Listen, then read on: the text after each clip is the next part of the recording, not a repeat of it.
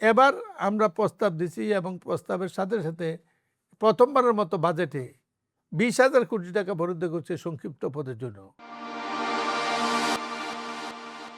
দর্শক, ভিন্ন মতে সহমত দেশে এবং প্রবাসী যে যেখান থেকে দেখছেন সবাইকে শ্রদ্ধা সহ আমন্ত্রণ।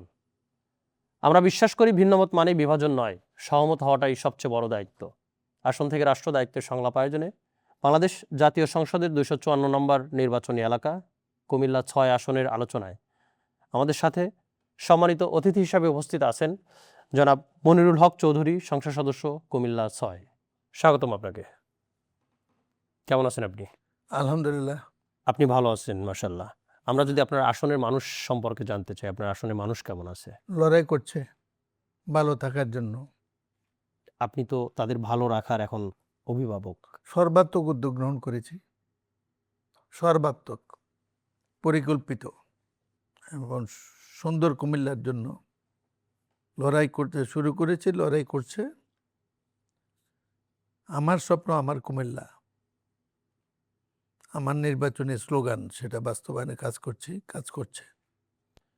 আমরা যদি আপনার একটু পেছনে চলে যাই, আপনার নির্বাচনী যখন আপনি শুরু হইল, নির্বাচনের আগে মানুষের কাছে যখন যাচ্ছিলেন, তখন মানুষ কী ধরনের প্রত্যাশার কথা বলতেছিল এবং নির্বাচনের পরে প্রায় 3 মাস পার করেছেন আপনারা, এখন মানুষ কী ধরনের প্রত্যাশার কথা বলছে? দেখুন, আমি যখন নির্বাচন যাই, আপনারা তো জানেন হয়তো যে এটার কুমিল্লা শহর, আদি শহর, আমার সাথে কোনো সময় নির্বাচনী এলাকা ছিল না। সদর দক্ষিণ উপজেলার সৃষ্টি হওয়ার পর রেস্ট অফ দ্য উপজেলার যেটা আদর্শ সদর, সেটাও আমার সাথে কোনো সময় নির্বাচনী এলাকা ছিল না। এটা একটা আলাদা নির্বাচনী এলাকা ছিল। এটা আমার কপাল, গত 3টে নির্বাচনী আমি এক নির্বাচনে এলাকায় করতে পারিনি। আমি যখন এলাকায় যাই, নমিনেশন পাওয়ার আগে এবং নমিনেশন পাওয়ার পরে, আমি উপলব্ধি করেছিলাম আমি নির্বাচনে জয়লাভ করব ইনশাল্লাহ। কারণ মানুষ মনে করেছিল কুমিল্লার যে পুঞ্জীভূত সমস্যা, যেটা গত 100 বছরে অ্যাড্রেস হয় নাই, সেগুলো আমার দ্বারাই, আমার উদ্যোগে সমাধান সম্ভব। এখন পর্যন্ত পরিষেবা যেগুলা লোকাল গভর্নমেন্ট পরিষেবা, এগুলো নিতে হয় পার্শ্ববর্তী উপজেলা থেকে। আমরা নেই দক্ষিণ উপজেলা থেকে, কুমিল্লা শহরের তারা নেই আদর্শ সদর উপজেলা থেকে। এই বটল নেকটাও কেউ রিমুভ করে নাই। দ্বিতীয় হলো, শহরের আদি সমস্যা ছিল পয় নিষ্কাশন। এটার জন্য ওয়াসা, এই বর্তমান সরকার সময় আমি উদ্যোগ নেওয়ার আল্লাহর মতে গত 3 দিন আগে মাননীয় প্রধানমন্ত্রী ওয়াসা অনুমোদন করেছেন, স্থানীয় সরকারের প্রস্তাব। মানে এই প্রথম কি আপনি উদ্যোগ নেবেন? এই জাস্ট আমি এমপি হওয়ার পর চিঠি দিছি যে চলে না, এইটার ভিত্তিতে ফেলতে প্রস্তাব গেছে হয়ে মাননীয় প্রধানমন্ত্রী অনুমোদন করলেন গত 3-4 দিন আগে। আজকে আমাকে জানানো হলো জলে ওয়াসা অনুমোদন করে নাই। তো ওয়াসা না হলে সুয়ারেজ হবে কেমনে? পানি নিষ্কাশন না হলে শহর জীবন কি?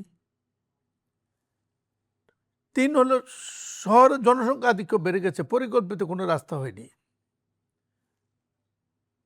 অনুমোদিত যানবাহনের সংখ্যা সারা শহরের ধারণ ক্ষমতা জানায় তার চেয়ে বেশি।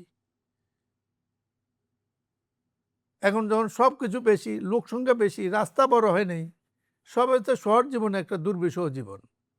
এই দুর্বিষহ জীবন থেকে মানুষ আশা করেছিল আমি তাদেরকে নির্বাচিত হলে কিছু করতে পারবো। আলহামদুলিল্লাহ, সিটি কর্পোরেশন হওয়ার পর সীমানা বর্ধিত করার প্রস্তাব ছিল বাধ্যতামূলক, কিন্তু চতুর্দিকে নগরায়ণ হয়ে গেছে গত 20-30 বছরে। প্রায় 200 বর্গ কিলোমিটার সীমানা বর্ধিত করার প্রস্তাব করেছিল, সরকার সেটা বাস্তবায়ন করে নাই। এখন সেটা এই সরকার মেনে নিয়েছে এবং আগামী কিছুদিনের মধ্যে প্রায় 300 বর্গ সিটি কর্পোরেশন ডিক্লেয়ার হবে। ইতিমধ্যে আমরা প্রস্তাব দিয়েছি অবিলম্বে মেট্রোপলিটন নগরী করার জন্য, হয়ে যাবে, ওয়াসা হয়ে গেছে।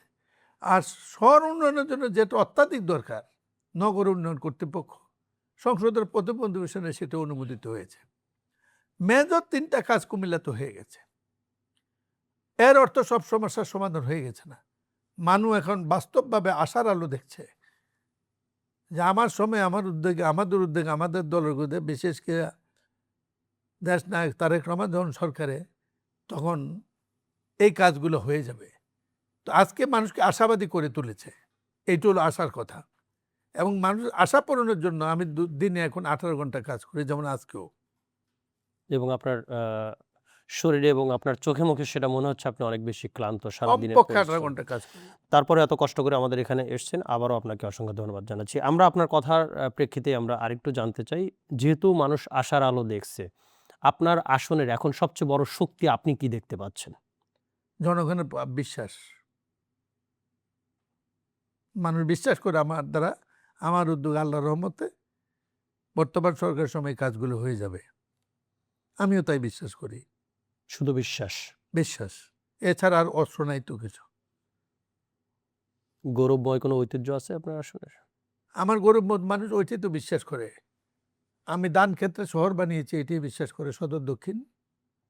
তারা মনে করে আমার দ্বারাই সম্ভব।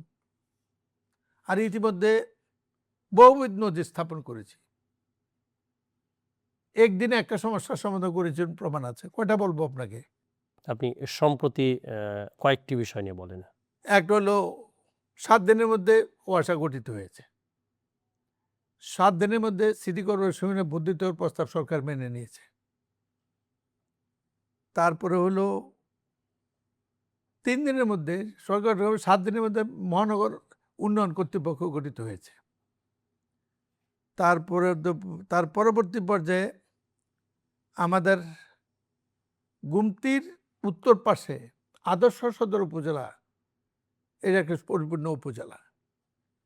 এখানে আজ উপজেলা হসপিটাল নাই। এটার একটা প্রস্তাব আমি দিয়েছি, প্রথমে দিয়েছি। কোন বাংলাদেশে কোনো উপজেলা নাই যেখানে উপজেলা হসপিটাল নাই, এখানে নাই, এটা হয়েছে। কুমিল্লা ভিক্টোরিয়া কলেজ, ফয়জুন্নেসা সরকারি কলেজ, এগুলা কিছু সমস্যা ছিল, আমরা ইতিমধ্যে এগুলো চিহ্নিত করেছি এবং কাজগুলো করছি। আমাদের রেল লাইন নেই। এবার আমরা প্রস্তাব দিছি এবং প্রস্তাবের সাথে সাথে প্রথমবারের মতো বাজেটে 20,000 কোটি টাকা বরাদ্দ করছে সংক্ষিপ্ত পদের জন্য।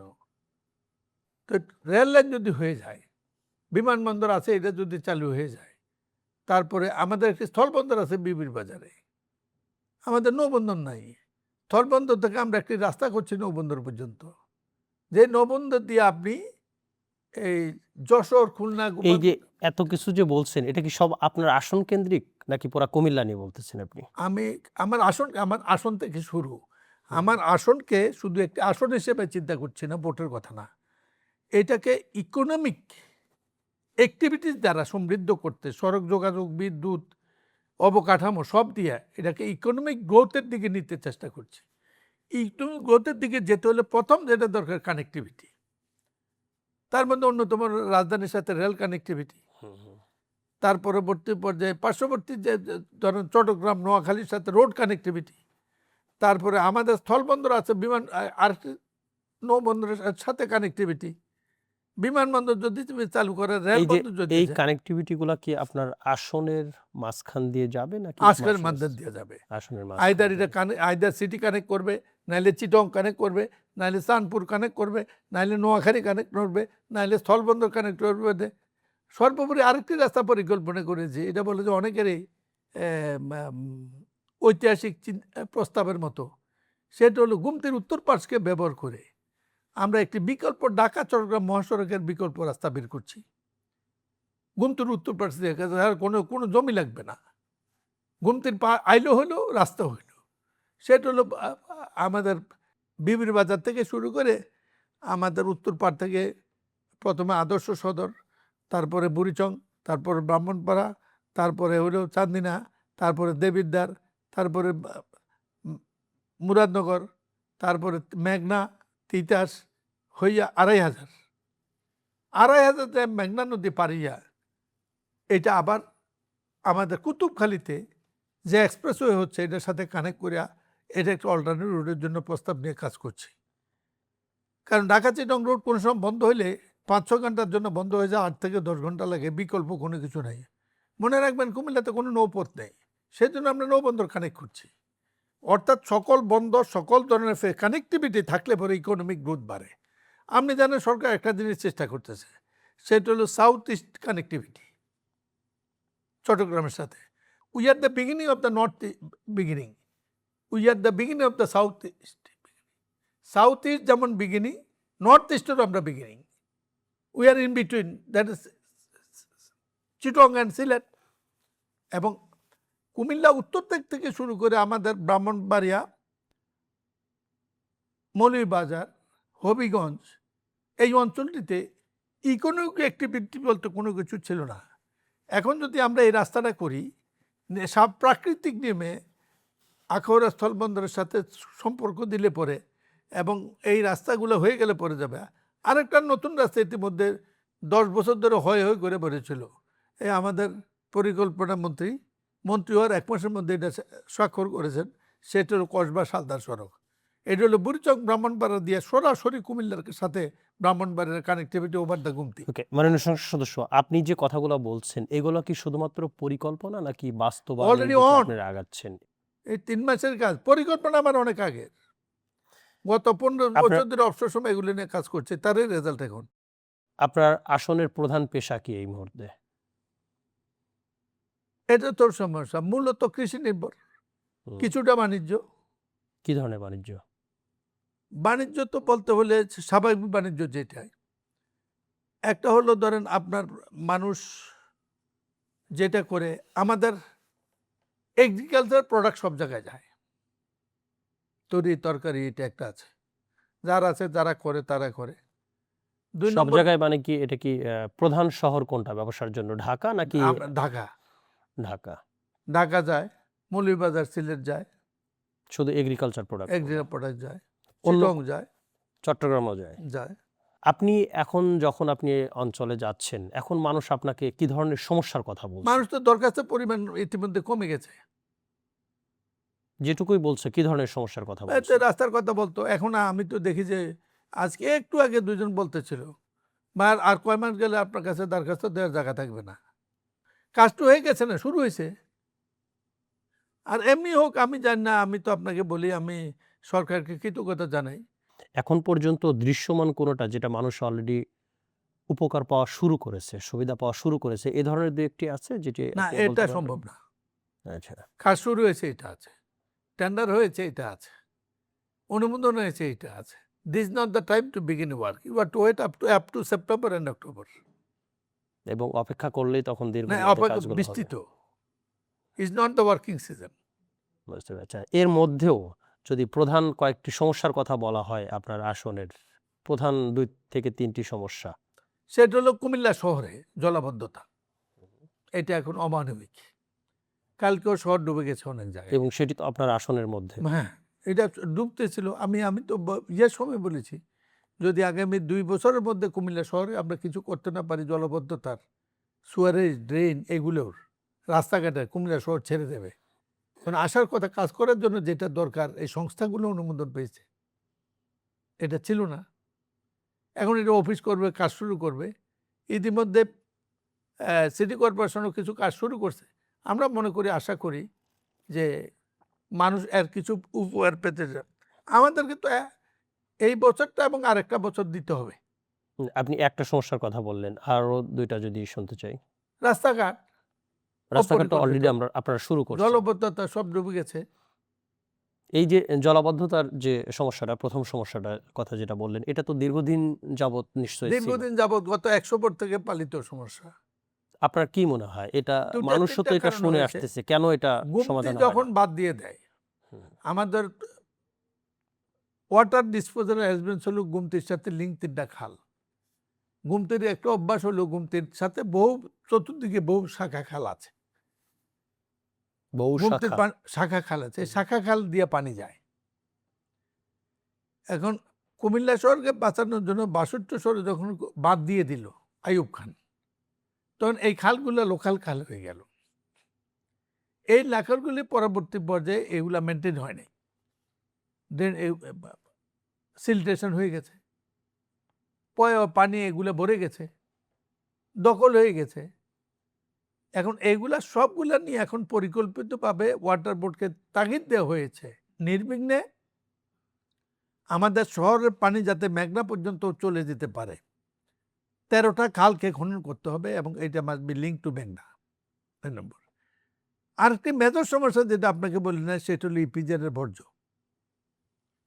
ইপিজেডের কেমিক্যাল বর্জ্য মাঝে মাঝে বা নিয়মিতভাবে বা আমি সতর্ক হওয়ার আগে ইপিজেডের কেমিক্যাল বর্জ্য ইয়েকে ছেড়ে দিত প্রাকৃতিক খালে। প্রাকৃতিক খাত। এতে করে মৎস্যকুল প্রাণীকুল সব মরে গেছে। সেদিনও পরিবেশমন্ত্রী গিয়েছে, তিনি গিয়ে 3 মাসের সময় এনেছেন এটা করে দেবেন। পরিবেশ আদালতের যে রায় আছে সেই রায়ও আমরা বিগত দিনে কার্যকর করতে পারিনি। 500 কোটি বা 700 কোটি টাকা ক্ষতিপূরণ হয়েছে কৃষকদের, এরকম টাকা দিছে। সুতরাং প্রবলেম যেগুলো এলাকায়, almost every problem is already addressed. আপনি কততম সংসদ সদস্য? আমি তো সত্যি কথা যদি বলি, আমি it should have been 5 Times, কিন্তু 96 সনে নির্বাচনে আমার নির্বাচনী সিট আমি জিতেছিলাম। হোসেন মোহাম্মদ এরশাদের মুক্তির শর্ত বলে আমার দল আমার আসন বিক্রি করে দিয়েছিল। বাক্সে আমার ভোট বেশি, এমপি হয়েছে লোটাস কামাল। তার মানে আপনার আসন আসলে 2টা, অতীতে আরেকটা আসন। আমি এই পর্যন্ত 3টা আসন থেকে নির্বাচন করছি, 15 বারে প্রতি 2টা এক জায়গাতে করতে পারিনি। 3টা আসনের আপনি নির্বাচন হ্যাঁ, করেছেন। আমার বললাম তো, এই 3টা আসনের যদি পার্থক্যটা আপনার কাছ থেকে জানতে চাই, বর্তমান 2026 সালে যে আসনে 3টাই আপনার বাড়ি। 3টাই আমার বাড়ি। এখনো 3টা এলাকার লোকদেরকে আমি সেবা দেই। 3টা আসনের মানুষ এবং 3টা আসনের মধ্যে পার্থক্যগুলো কি? আমার ধারণা, আমি জানি না, মানুষ বলবে, তাদের কাছে সবচেয়ে প্রিয় মানুষ মনিরুল চৌধুরী। আমারও বিপক্ষে লোক আছে, বিপক্ষে আছো আমি জনপ্রিয় মানুষ, কারণ আমি কাজ করি সবার জন্য, দল করি বিএনপি। মাননীয় সংসদ সদস্য, আমরা আরেকটি বিষয় আপনার কাছ থেকে জানতে চাইবো। আপনার আসনে, এখন বর্তমান যে আসনে আপনি নির্বাচিত সংসদ সদস্য 2026 সালের, এই আসনে প্রান্তিক কোনো জনগোষ্ঠী রয়েছে কিনা? আছে। কি ধরনের কম। জনগোষ্ঠী রয়েছে? আমাদের এখানে কিছু লোক আছে যেটা আমরা বলি এই ত্রিপুরা থেকে সাথে অল্প কিছু লোক আছে। লালমাই পাড়ে একটা শ্রেণী আছে, আমরা এদেরকে পাহাড়ি বলি। এক্স্যাক্টলি এরাও ত্রিপুরাদেরই অংশ বলে আমি মনে করি, বাট এরা এখন আমাদের লোকালাইজড হয়ে গেছে, সবাই তো এখন বাংলাদেশী। হয়ে গেছে অলমোস্ট। খুব বেশি আমাদের সাথে ভিন্নতা নাই। এই প্রান্তিক জনগোষ্ঠীর জন্য আপনার কোনো চিন্তা ভাবনা আছে? আছে অবশ্যই, এবং তারা এখন সেলফ সাফিসিয়েন্ট, দরকার হয় না খুব বেশি। আর যাদের সাহায্যের দরকার তারা পায়, সরকার থেকে সাহায্য পায়। সেই সাথে যদি আপনার আসনের আরো তরুণ যে প্রজন্ম রয়েছে, তরুণদের জন্য আপনার কোনো কর্মসংস্থান পরিকল্পনা, অথবা যারা প্রবাসে যেতে চায় তাদের জন্য কোনো ট্রেনিং এর ব্যবস্থা, এ ধরনের কোনো পরিকল্পনা আছে কিনা আপনার পক্ষ এটা থেকে? আলাদা করে এলাকা ভিত্তিক করার কিছু নাই। আমাদের সরকারের জনাব তারেক রহমানই কিছুদিন আগে বলেছেন যে বিদেশে যারা যাবে তাদেরকে ইকুইপ করার জন্য কারিগরি শিক্ষার প্রাধান্য, এবং আমি প্রস্তাব করার চেষ্টা করেছি, এবং সেদিন বিঘ্ন না হলে আমি এটাই প্রস্তাব করতাম বাজেটে, যে কারিগরি শিক্ষাকে প্রাধান্য দিয়ে আমাদের সমগ্র শিক্ষানীতি নতুন করে সাজানো উচিত। আপনি ইতিমধ্যে জানেন, কালকেই একনেকে অনুমোদিত হয়েছে বিভিন্ন উপজেলায় 102টি কারিগরি স্কুল অ্যান্ড কলেজ।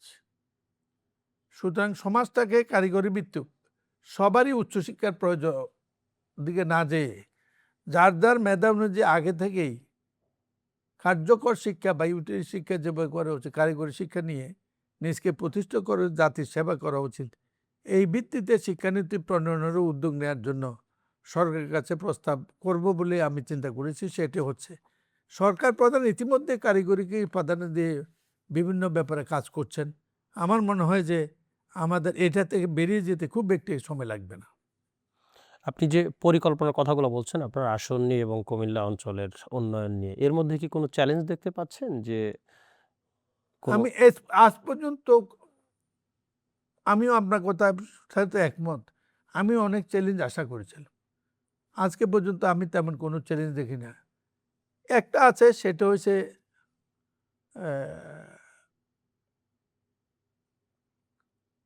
কোনো ক্ষেত্রে কিছু সংকীর্ণতার মুখোমুখি হই।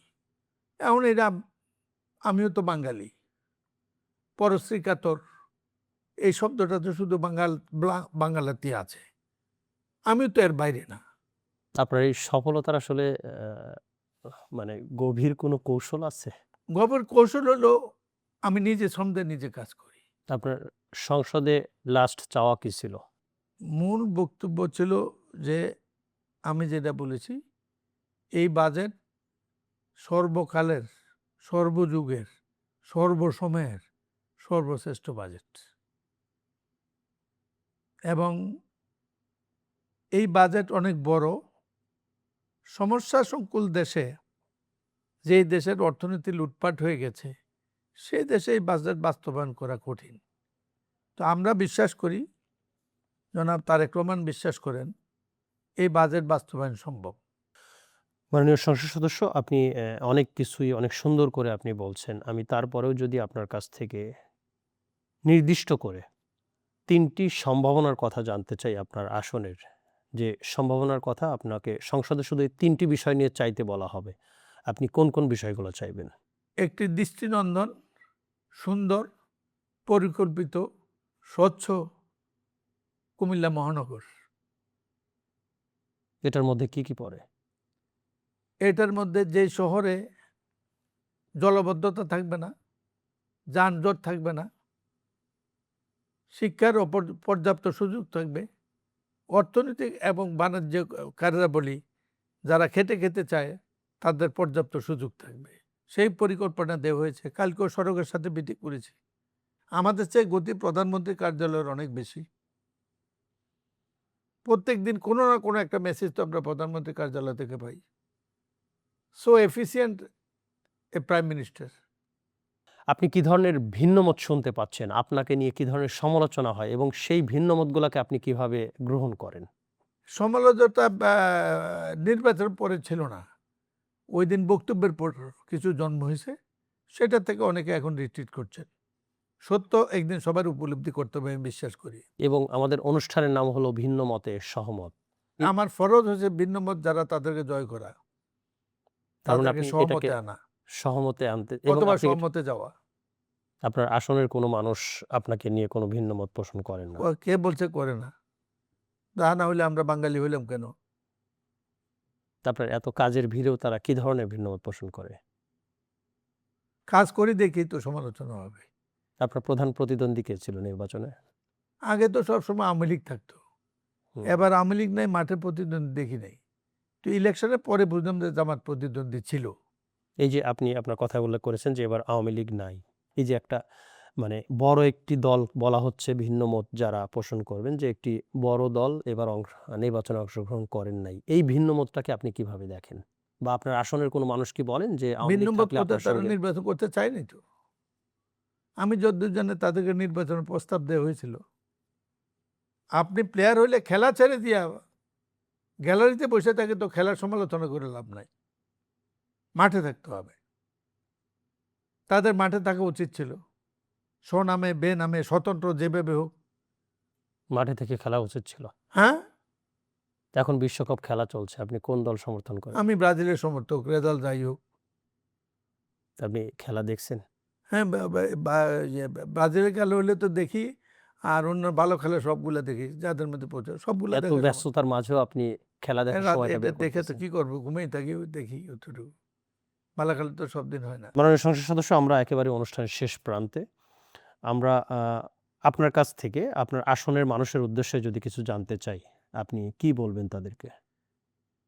আসনের উদ্দেশ্যে একটা বক্তব্য, আমি তাদের কাছে কৃতজ্ঞ, তারা আমার মতো একটা লোককে বিশ্বাস করেছে, বিশ্বাস করে ভোট দিয়েছে। এখন পর্যন্ত তারাও জানে যে আমি তাদের চাহিদা প্রত্যাশা পূরণে কাজ করছি, এবং দিনে দিনে তাদের প্রত্যাশার আমার উপর তাদের আস্থা বাড়ছে। আপনার এই কাজের ধারাবাহিকতায় আগামী ৩ বছরের মধ্যে ৫ বছরের কথা আপনি যদিও বলেছেন, আগামী ৩ বছরের মধ্যে কোন জায়গায় দেখতে পাচ্ছেন আপনার আসনকে? আল্লাহ যদি সুস্থ রাখে, দেখে যদি পরিকল্পিতভাবে কেউ সংকট সৃষ্টি না করে, আমরা যদি বিধিবিধান মুখে যার যার রাজনীতি করি, দেশটাকে যদি সবার আগে রাখি, আর আল্লাহর উপর যদি বিশ্বাস রাখি, ইনশাল্লাহ বাংলাদেশ আবার ঘুরে দাঁড়াবে। ধন্যবাদ মাননীয় সংসদ সদস্য আমাদের অনুষ্ঠানে আসার জন্য। দর্শক, ভিন্ন মতে সহমত যে যেখান থেকে দেখলেন সবাইকে আগামী পর্ব দেখার জন্য আমন্ত্রণ জানাচ্ছি। সংসদ সদস্য যে কথাগুলো বললেন তার সাথে যদি আপনারা কোনো সহমত পোষণ করতে চান কমেন্টের মাধ্যমে জানিয়ে দেবেন, এবং সেই সাথে কোনো ভিন্ন মত পোষণ করতে চাইলেও সেটিও আপনারা কমেন্টের মাধ্যমে জানিয়ে দেবেন, এবং সেই সাথে আসনের যদি কোনো উন্নয়ন পরিকল্পনা থাকে, আপনাদের মধ্যেও যদি কোনো বিষয় থাকে সেটিও জানিয়ে দিতে পারবেন। সংসদ সদস্য নিঃসন্দেহে সেটি দেখবেন এবং আপনাদের সেটি করার চেষ্টা করবেন। ধন্যবাদ।